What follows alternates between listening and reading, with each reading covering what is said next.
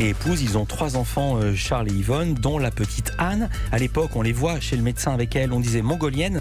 Désormais, on dit trisomique. Et vous avez tourné avec une petite fille trisomique de 11 ans. Comment se sont passées ces scènes ? La petite Clémence, c'était vraiment cette partie-là, pour être très sincère, qui m'excitait le plus dans ce tournage. C'est vraiment un privilège de ce métier que de découvrir des mondes en fait auxquels, oui, on pourrait avoir accès, mais pas de cette façon-là, pas d'une façon aussi profonde et aussi, liée aux sentiments, aux émotions. Et ce qu'on avait à jouer avec Clémence, c'était pas rien, quoi. Cette entrée, par exemple, je pense à la scène où on devait rentrer dans la cale du bateau avec toute la fumée, les figurants en costume, certains ensanglantés. C'était très très impressionnant pour Clémence. Et donc il fallait la rassurer. Alors elle pouvait pas apprendre de texte, Clémence, donc ni faire vraiment d'improvisation. Donc à chaque fois c'était l'inconnu. On se jetait dans les scènes en sachant pas comment elle allait réagir, ce qui allait se passer. Il fallait quand même essayer de la diriger vers le sens du scénario. Mais c'était à vous, comédienne, de rebondir sur ce qu'elle venait de dire pour que l'histoire reste cohérente. C'est ça.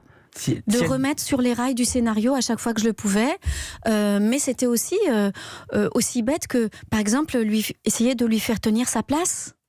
Parce que des fois, elle avait envie de rester là où la caméra avait prévu de filmer, et puis des fois, pas du tout. Ouais. Parfois aussi, sa maman lui avait un peu raconté le scénario. Sa maman, Agnès, qui nous a énormément aidés, parce qu'elle n'avait pas de coach, Clémence. Donc sa maman était très présente. Et sa maman lui avait raconté l'histoire, et elle savait qu'elle avait une scène où elle devait dire non, non, non, non, non. Et cette scène, en fait, elle voulait vraiment la jouer. Ça l'amusait beaucoup d'être en opposition et de dire non. Alors, pendant plein de jours, on a eu droit à non, non, non, non, c'est pas aujourd'hui, Clémence. C'est pas maintenant qu'on va faire la scène du non. Là c'est plutôt oui.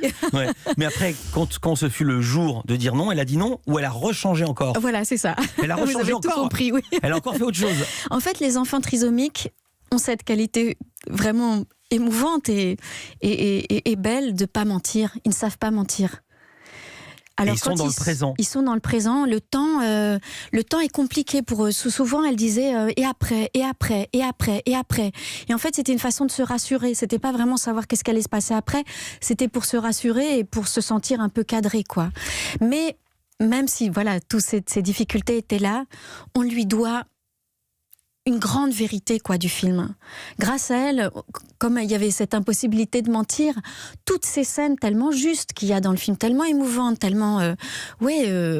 c'est plus du jeu, quoi, c'est autre chose. On lui doit ça. Alors je veux dire, moi je redoutais un tout petit peu ces scènes, je craignais une sorte de voyeurisme, et au contraire, cette petite Clémence, elle est solaire.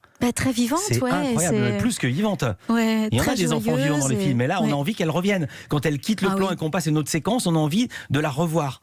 C'est aussi mon cas aujourd'hui, même si on n'est plus dans le film. On s'est retrouvés pour l'avant-première et j'étais tellement heureuse de la retrouver. Ouais, c'est vraiment une petite fille vraiment merveilleuse. Alors,